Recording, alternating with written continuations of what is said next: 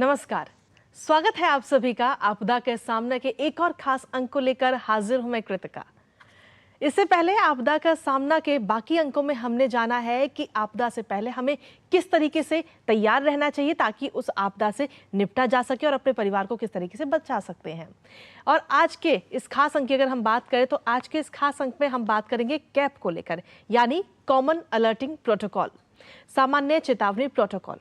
अब आखिर ये कैप है क्या और ये किस तरीके से काम करता है, इसकी हमें ज़रूरत क्यों पड़ी और अभी तक कैप के जरिए हमने आपदा से पहले किस तरीके की तैयारियां की हैं और इस तैयारी में किस तरीके से सफलता मिली है, इन तमाम सवालों के जवाब आज हम अपने आज के इस खास अंक में जानेंगे। और इस खास अंक में इन तमाम सवालों के जवाब देने के लिए हमारे साथ स्टूडियो में मौजूद है हमारे साथ मेहमान, और साथ ही एक मेहमान हमारे साथ ऑनलाइन भी इस वक्त जुड़ेंगे।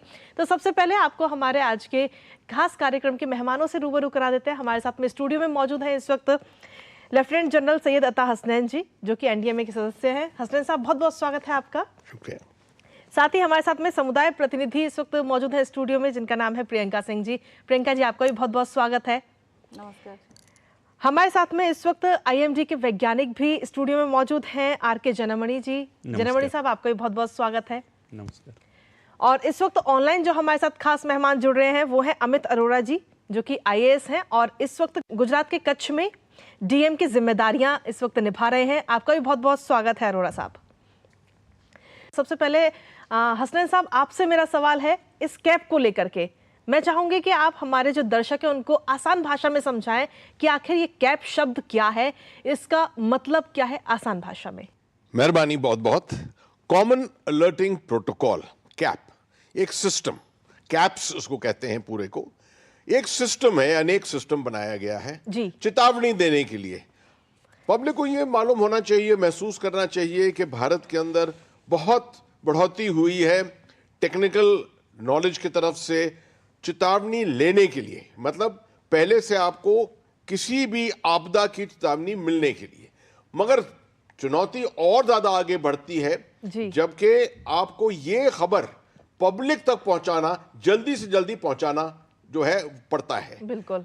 आमतौर पर यह होता है कि अगर आप मैस तरीके से, मतलब बहुत एक पूरी पब्लिक को, पॉपुलेशन को ये पहुंचाना चाहते हैं खबर को, तो इसके लिए आप अनेक सिस्टम्स पहले फॉलो करते थे।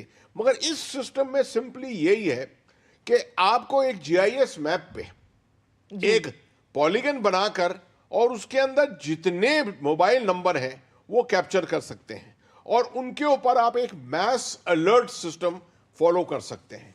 ये जो भी एजेंसी है, जो अलर्ट एजेंसी है, वो इसको पिकअप करके और इसको दे सकती है। और लोकल जो एसडीएमए है वो उसको लोकल लैंग्वेज में, वहीं के लोकल लैंग्वेज के अंदर इसका अनुमान करके, अनुवाद करके और इसको मैस तरीके से भेज सकती है। मैं समझता हूं सबसे बड़ी इसकी जो मिसाल है हाल में जो हुई है वो, उसके बारे में आपको डिस्ट्रिक्ट मजिस्ट्रेट साहब भुज की भी सुनाएंगे, बताएंगे इसके बारे में, मगर कच्छ के जो है वहां से सुनाएंगे। 32 मिलियन मैसेज हमने साइक्लोन बिपरजॉय में इस साधन के जरिए पब्लिक को पहुंचाए, जिससे कि उनको पूरी चेतावनी दी कि कब बिपरजॉय साइक्लोन जो है उसका लैंडफॉल हो रहा है, कहां हो रहा है और क्या क्या पब्लिक को उसके लिए उपाय करने चाहिए ताकि उसका असर जो है वो कम से कम हो। बिपरजॉय में, गुजरात में और कच्छ के इलाके में एक भी फर्टिलिटी नहीं हुई। आपसे मेरा सवाल है कि आखिर आईएमडी किस तरीके से अपनी जिम्मेदारियां इसके जरिए निभाता है, किस तरीके से अलर्ट जारी किए जाते हैं आईएमडी की तरफ से। ये जो सिस्टम ऐसा है कि भारत मौसम विज्ञान विभाग को जो रोल है तो ये अर्ली वार्निंग जो जेनरेट करता है। तो जो प्राकृतिक आपदा है, चाहे भारी बारिश हो, जैसे फ्लड का सिचुएशन होता है, और जैसे साइक्लोन का भी बताया जो विपर्जय का, तो साइक्लोन तो एक ऑलरेडी सक्सेसफुल स्टोरी है। अभी ये जैसे अभी चल रहा है हीट वेव, तो अभी जैसे पंजाब, हरियाणा, इवन दिल्ली में भी सभी को मैसेज मिलता है। तो मेनली हमारा जो रोल है, हम पॉलीगन ड्रॉ करते हैं, यानी जो जीआईएस मैप है उसमें हम चिन्हट लगाते हैं कि कौन सा एरिया में, जैसे मैं एक उदाहरण की तरफ लिया था जो हीट वेव है, कौन सा लाल कलर का, तो कैसे कौन सा लोगों को पहुंचाना है। तो हम ड्रॉ करने के बाद ऑटोमेटिक, मतलब with in A second state government के थ्रू में, क्योंकि स्टेट गवर्नमेंट इसमें जुड़ा हुआ है, जैसे आप बताया कि जो कच्छ जिला है या कोई भी पार्ट्स, हमारा भारत बहुत बड़ा है, बिल्कुल। तो इसमें ज़्यादा से ज़्यादा लोग, पूरा एरिया जहाँ वो आपदा होने वाला है, चाहे हैवी रेन हो, चाहे कोई भी एक्सट्रीम जी। टेम्परेचर हो, या जैसे हम बोलते हैं बिजली गिरना, वो बिल्कुल। भी इसी में चल रहा है अभी। जी।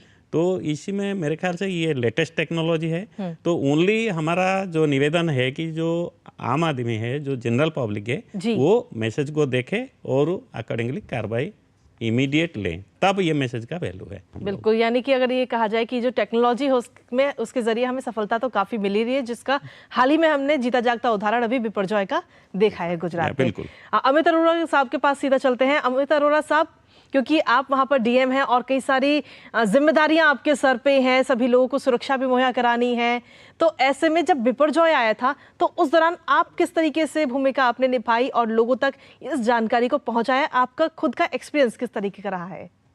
आई थिंक डिजास्टर और इलेक्शंस, ये दो ऐसे कोर काम हैं जो कलेक्टर या डीएम के इंस्टीट्यूशन सेंट्रिक रहते हैं। बिल्कुल। तो बिपरजॉय जब था तो आई थिंक स्टेट गवर्नमेंट और सेंट्रल गवर्नमेंट से एक बहुत क्लियर मैसेज था कि anything is tolerable but casualties are not tolerable. जी। तो even NDMA, state government, central government, all were actively involved जहां तक कि डिजास्टर की प्लानिंग इज कंसर्न। एंड मैं अभी भी बोलता हूं कि जो प्री प्रिपेयर्डनेस होती है उसमें राइट टाइम पे इवैक्यूएशन इज द बेसिक की फॉर मैनेजिंग एनी डिजास्टर। जी। तो अगर आप सही समय पर फोकस्ड लोगों को सही जगह पे सही खतरे से निकाल सकते हैं तो I think that is managing 60% of your disaster. And जिस तरह से पब्लिक में अवेयरनेस आ रही है, एक कोऑपरेशन आ रहा है, एक जानकारी आ रही है, तो जो इवन कॉमन अलर्टिंग प्रोटोकॉल की बात हुई, to hit a person at multiple levels is the only वे।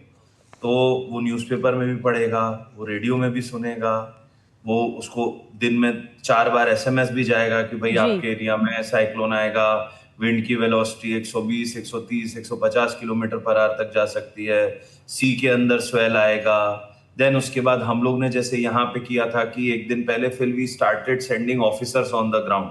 हम लोग ने हर 10 गांव पे एक आदमी रखा था जिसका काम जाके गांव के जितने इन्फ्लुएंशियल लोग हैं उनके साथ 2 दिन पहले से मीटिंग करना शुरू कर देना। बिल्कुल। अब जब एक आदमी देखता है कि भाई मुझे सरकार की तरफ से मैसेज भी आ रहे हैं, मुझे टीवी में भी बताया जा रहा है, मुझे न्यूज़पेपर वाले भी यही बोल रहे हैं, तो कहीं ना कहीं वो मेंटली प्रिपेयर होता है अपना घर छोड़ के एक रिलीफ कैंप में जी 2 दिन के लिए या 4 दिन के लिए शिफ्ट होने के लिए। बिल्कुल। अब ऑफिस में बैठ के बात करना कि हम शिफ्ट कर देंगे, वो कहना आसान होता है, बट जो आदमी अपना घर छोड़ के लिए जा रहा है जी 2 दिन के लिए, 4 दिन के लिए, उसको खाने का सोचना है, उसको कपड़े का सोचना है, उसके घर में अगर 2-4 गाय भैंस है तो उन जानवरों के चारे पानी का सोचना है उसे।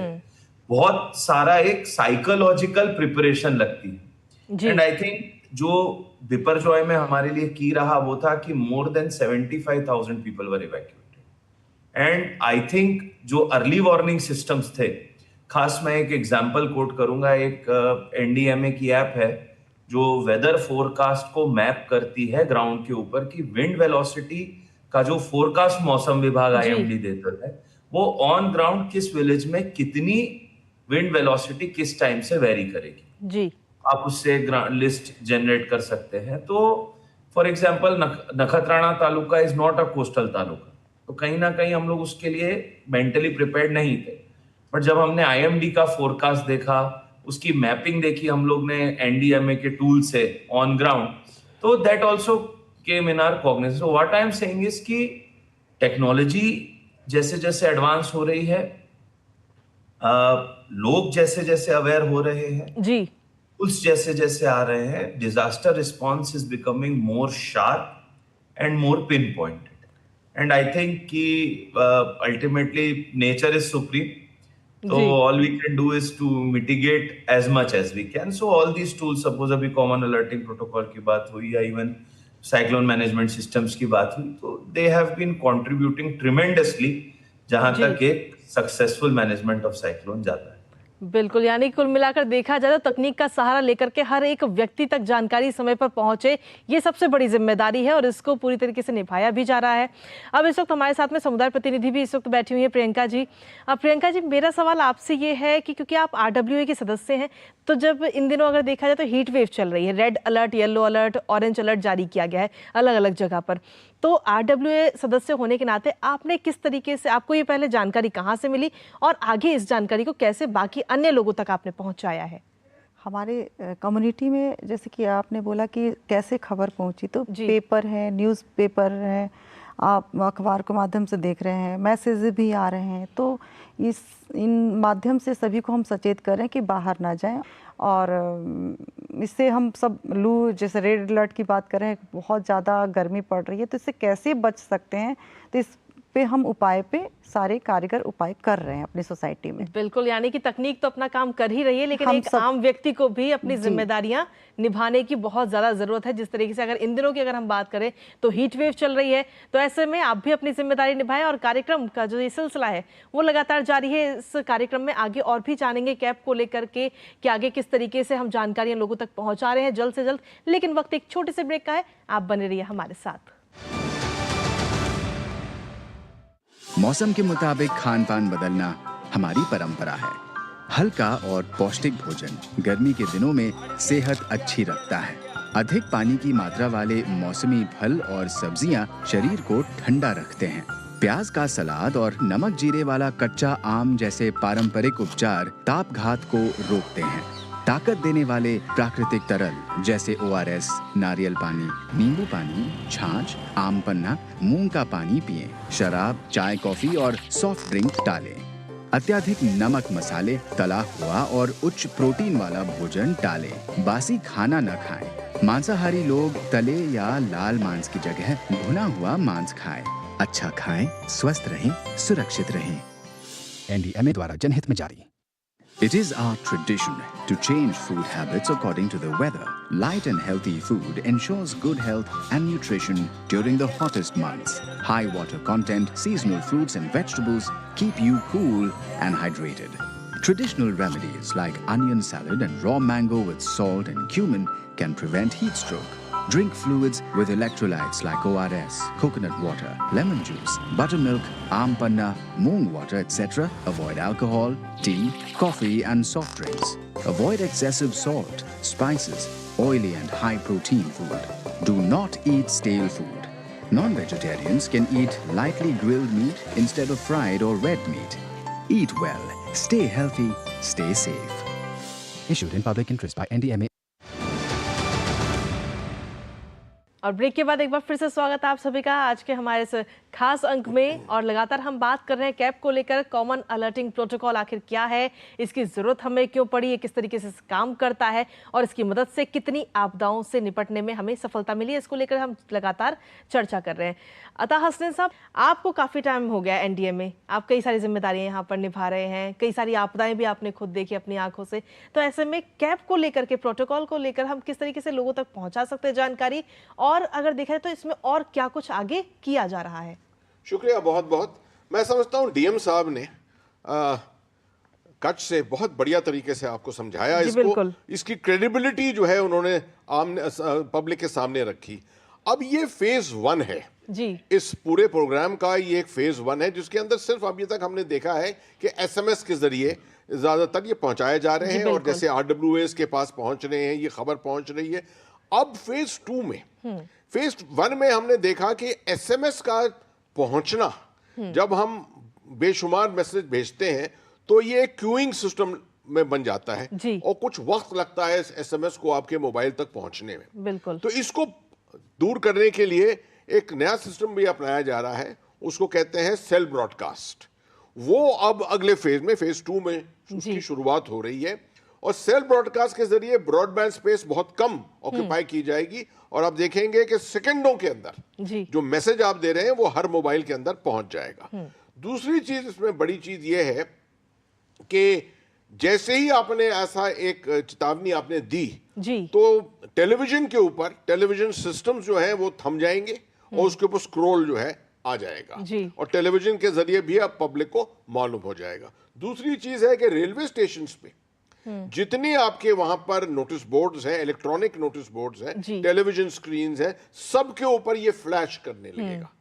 और मैं समझता हूं आखिरी चीज है कि नेशनल हाईवे अथॉरिटी के जो सड़कें हैं जी। उन पे जो बड़े बड़े बिलबोर्ड लगते हैं, बिल्कुल इलेक्ट्रॉनिक बिलबोर्ड लगते हैं, उनके ऊपर भी इसकी चेतावनी जो है वो फ्लैश करने लगेगी। जी। इस तरह से आप देख रहे हैं कि रेलवे स्टेशंस, रोड्स के ऊपर, घरों के अंदर, टेलीविजन में, हर जगह एक मैस मैसेजिंग सिस्टम शुरू होगा। जी। मैं समझता हूं कि आरडब्ल्यूएस के लिए बहुत एक सुझाव एक होगा कि आपके अपने व्हाट्सएप ग्रुप्स इतने होते हैं, बिल्कुल। तो इस खबर को लेकर और इसको बढ़ाना, इसके ऊपर और ज्यादा सिलसिला जो है उसके बारे में बताना कि क्या आगे करना चाहिए, जी। ये सब जो है आरडब्ल्यूएस की जवाबदारी बन जाती है। जी। प्रियंका जी, इस पर आपकी राय क्या है? किस तरीके से आरडब्ल्यूएस में आगे अपनी जिम्मेदारियां निभा सकता है? सर ने बहुत अच्छा सुझाव दिया, क्योंकि आपदा प्रबंधन का मतलब है कि जनता को हम ज़्यादा से ज़्यादा जो नुकसान होगा आपदा से, उनसे हम बचा सकें। तो ये उपाय हमारे जो भी कम्युनिटी के लोग रहते हैं कि हमारे पास बहुत नंबर होते हैं, मैसेजेस आते हैं जी। तो उस मैसेज का हम उनको बता सकते हैं कि हमारे एरिया में या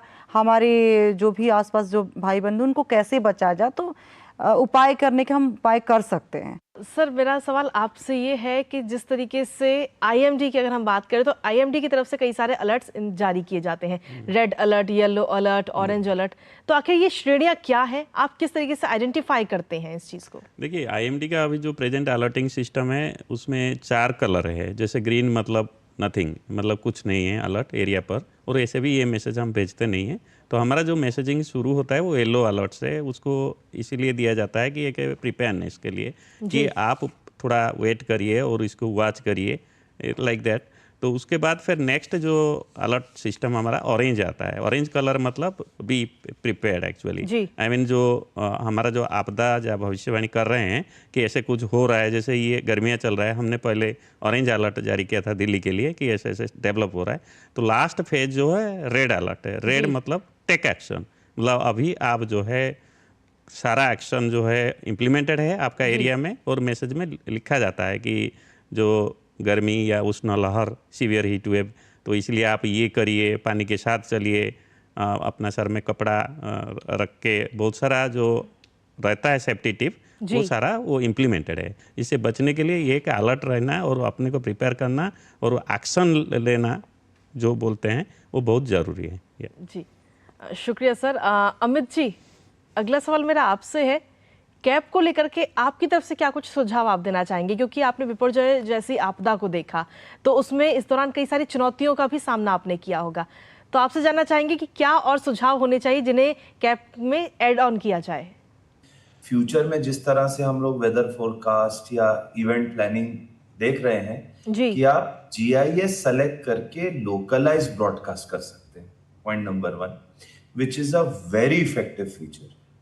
सेकेंड, जितने ऑलरेडी वर्किंग सिस्टम्स हैं, चाहे वो आपका मोबाइल हो, चाहे आपका टेलीविजन हो, चाहे जैसे अभी बात करी कि बिलबोर्ड्स हो, कि उनको ओवरराइड करके ये मैसेज अपने जो टारगेट लोग हैं उन तक पहुंचा सकता है। जी। सो आई थिंक हम सब ने बिपरजॉय में देखा कि IMD forecast was pin point accurate. मतलब इंटरनेशनल वेबसाइट्स भी उस समय प्रिडिक्ट कर रही थी, बहुत ज्यादा उस समय प्रिडिक्शंस की एक वेव आई हुई थी, but in the end everyone realised कि the most accurate prediction was given by IMD. Exactly जो ट्रेजेक्टरी आईएमडी ने बताई थी वही साइक्लोन ने फॉलो करी, and that is the reason कि we could be well prepared. तो आई सी कि जिस तरह से टेक्नोलॉजिकल एडवांसमेंट आ रहा है, एक कहीं ना कहीं डे टू डे लाइफ में वेदर प्रिडिक्शन, वेदर प्लानिंग उसका भाग बनेगा, और उससे लोगों को छोटे छोटे नुकसान भी जो होते हैं वो ना हो, छोटी छोटी प्लानिंग का वो हिस्सा बन सके, भविष्य में हम लोग उसको देखेंगे। बहुत बहुत शुक्रिया अमित जी। तो जिस तरीके से आज के इस खास कार्यक्रम में हम लगातार बात कर रहे हैं कैब को लेकर के कि आखिर किसी भी आपदा से पहले अगर हमें जानकारी मिल जाए कि ये आपदा आने वाली है, तो हम खुद को और अपने परिवार को पहले से ही सुरक्षित उस आपदा से रख सकते हैं। चर्चा लगातार जारी है और ब्रेक के उस पार हम बात करेंगे कि आखिर आम व्यक्ति इसमें अपनी भूमिका किस तरीके से निभा सकता है खुद को और अपने परिवार को बचाव करने के लिए। लेकिन रुकेंगे उससे पहले एक छोटे से ब्रेक के लिए। आप बने रहिए हमारे साथ। गर्मियों में जब तापमान 40 डिग्री पार करने लगे, ऐसे में ठंडे घर सिर्फ आराम ही नहीं, जीवित रहने के लिए भी अनिवार्य हो गए हैं। हम सभी कम लागत वाले शीतलन के आसान तरीके अपना सकते हैं, जैसे सोलर रिफ्लेक्टिव सफेद पेंट, ठंडी छत तकनीक, वायु रोशनी संचार और क्रॉस वेंटिलेशन, थर्मोकॉल इंसुलेशन, होलो ईंटें, छत पे घास की गठरी रखना या बेल लगाना। अगर आप नई इमारत बना रहे हैं तो सादी दीवारों की जगह कैविटी दीवार तकनीक का उपयोग करें। जाली वाली और छिरोकेदार दीवारें धूप को रोकती है और वायु प्रवाह बढ़ाती है। रंग रोगन के लिए चूना या मिट्टी जैसी प्राकृतिक चीजों का इस्तेमाल करें। कांच का उपयोग कम करें। घर के आसपास स्थानीय पेड़, लता वाली हरी दीवारें तथा इंडोर पौधे गर्मी को मात देते हैं। अमल करने से पहले विशेषज्ञ की सलाह लें। जीवन में ठंडक लाएं, घर को स्वर्ग बनाएं। NDMA द्वारा जनहित में जारी। With summer temperatures exceeding 40 degrees Celsius, cooler homes is a matter of survival, not just comfort. We all can use cost-effective cooling methods like solar reflective white paint, cool roof technology, air light and cross ventilation, hollow bricks, thermocol insulation, keeping haystacks or growing vegetation on roofs to beat the heat. If you are constructing a new building, use cavity wall technology instead of regular walls. Lattice walls and louvered openings allow maximum airflow while blocking the heat. Use natural materials like lime or mud to coat walls. Avoid glass if possible. Growing local trees around your home, green walls using creepers and indoor plants can help beat the heat. Consult an expert before implementation. Live cool. There's no place like home. Issued in public interest by NDMA. और break के बाद एक बार फिर से स्वागत है आप सभी का आज के हमारे इस खास अंक में। तो डीएम साहब हमारे साथ इस वक्त लगातार बने हुए हैं। अमित जी, जिस तरीके से सचेत ऐप को लेकर के कहीं ना कहीं बहुत ज़्यादा सरकार की तरफ से जोर दिया जा रहा है कि हर किसी के फ़ोन में ये ऐप ज़रूर होनी चाहिए क्योंकि डिजिटल का ज़माना है। तो अगर कोई भी प्रोटोकॉल के ज़रिए कोई भी मैसेज, SMS या कोई भी चेतावनी अगर जारी की जाती है तो सचेत ऐप के माध्यम से हर व्यक्ति तक पहुँचे, इस पर आपकी क्या राय है? Definitely I think early warning, जैसा मैंने कहा कि एक साइकोलॉजिकल लेवल पे हम अलर्ट कर सकें, बार बार उस आइडिया को रीइंफोर्स कर सकें कि आप डेंजर जोन में। इनफैक्ट हम लोग ने आई थिंक कोविड में देखा था जी कि जो एप्स थी वो इवन आदमी की लोकेशन से बता देती थी कि वो किसी कंटेनमेंट जोन के अंदर तो नहीं है, उसके आसपास कितने कोविड के दूसरे मरीज हैं। तो आई थिंक आगे सचेत ऐप में हम चाहेंगे भी कि मान लीजिए हमने इवैक्यूएशन कराया है, बट किसी खेत में कोई आदमी है जो कोस्टल एरिया पे बैठा है और साइक्लोन के इम्पैक्ट एरिया में आता है, तो शायद हम सचेत ऐप से ये भी जान पाएंगे कि कितने लोग अभी भी डेंजर जोन में हैं। बिल्कुल। It will make our job much more planned and make even our ground staff much more accountable. तो उसने कहा कि मैंने ये गांव खाली करा दिया है, बट अगर मुझे दिखता है सचेत ऐप के थ्रू कि भाई नहीं अभी भी 2000 लोग हैं जो आपके इम्पैक्ट एरियाज में, तो maybe we'll be able to plan better. तो नहीं, डेफिनेटली आज मोबाइल के जमाने में सबके पास मोबाइल है, सबके पास स्मार्टफोन्स है, तो अगर हम उसका उपयोग डिजास्टर का इम्पैक्ट मिटिगेट करने में कर सकते हैं तो आई थिंक उससे अच्छा कोई यूज इसका नहीं हो सकता। जी बिल्कुल, बहुत बहुत शुक्रिया अमित जी। अता हसनैन साहब, जिस तरह की सचेत ऐप को लेकर हम चर्चा कर रहे हैं, इसमें आगे का क्या कुछ दृष्टिकोण है कि इस ऐप को आगे इस तरीके से हम काम करेंगे, इस तरीके से ये लोगों तक जानकारियां पहुंचाएगा, चेतावनी देगा? देखिए, क्लाइमेट चेंज की वजह से अब आपदा तो आती ही रहेंगी, बिल्कुल, इसका अंदेशा तो है ही कि आपदा चलती रहेंगी। मैं समझता हूँ कि आपदा प्रबंधन, आपदा का सामना, दोनों चीजें एक वे ऑफ लाइफ पब्लिक के लिए बन जाएंगी। और उस वे ऑफ लाइफ के अंदर अगर आपके पास कोई एक ऐसा साधन है, ऐप है आपके फोन में जो आपको चेतावनी दे सकता है, जो आपकी लोकेशन भेज सकता है किसी टर्बुलेंट रीजन के अंदर से, तो मैं समझता हूं कि इससे बढ़िया कोई और चीज हो नहीं सकती।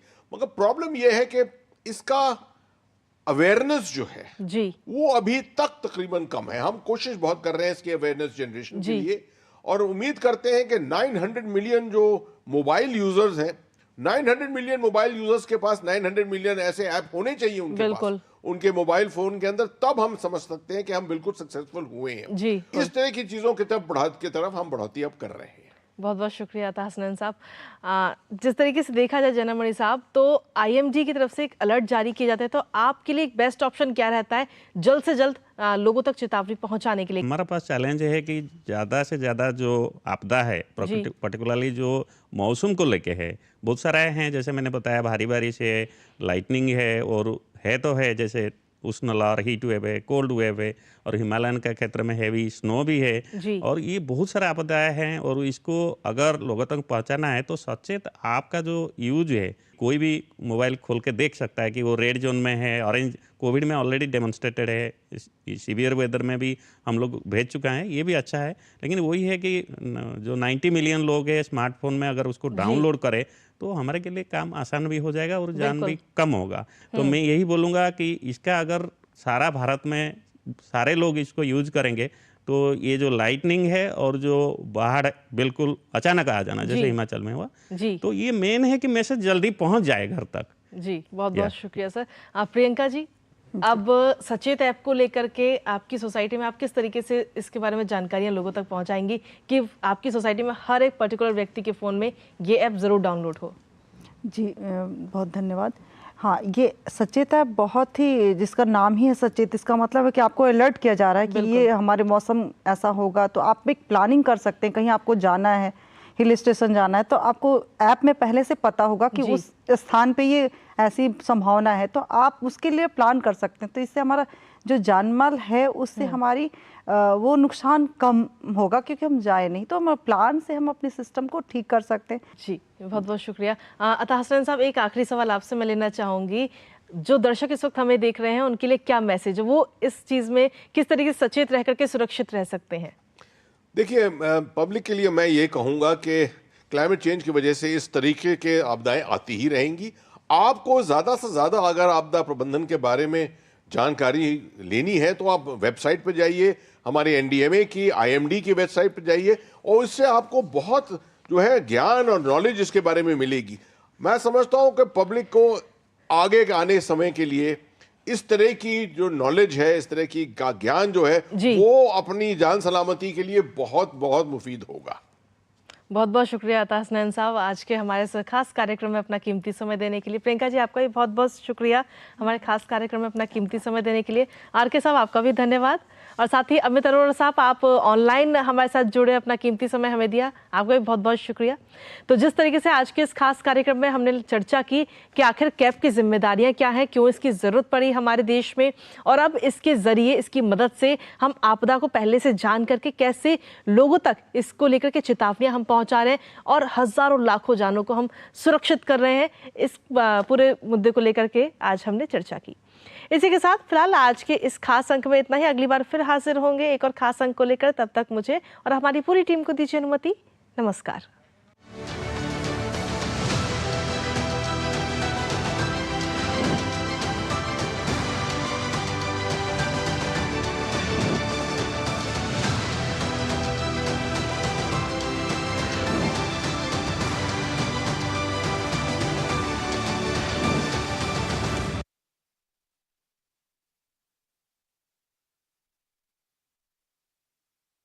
मैं नरेंद्र दामोदर दास मोदी ईश्वर की शपथ लेता हूं, भारत के संविधान के प्रति सच्ची श्रद्धा और निष्ठा रखूंगा। मैं नरेंद्र दामोदर दास मोदी संघ के प्रधानमंत्री के रूप में अपने कर्तव्यों का श्रद्धापूर्वक और शुद्ध अंतःकरण से निर्वहन करूंगा।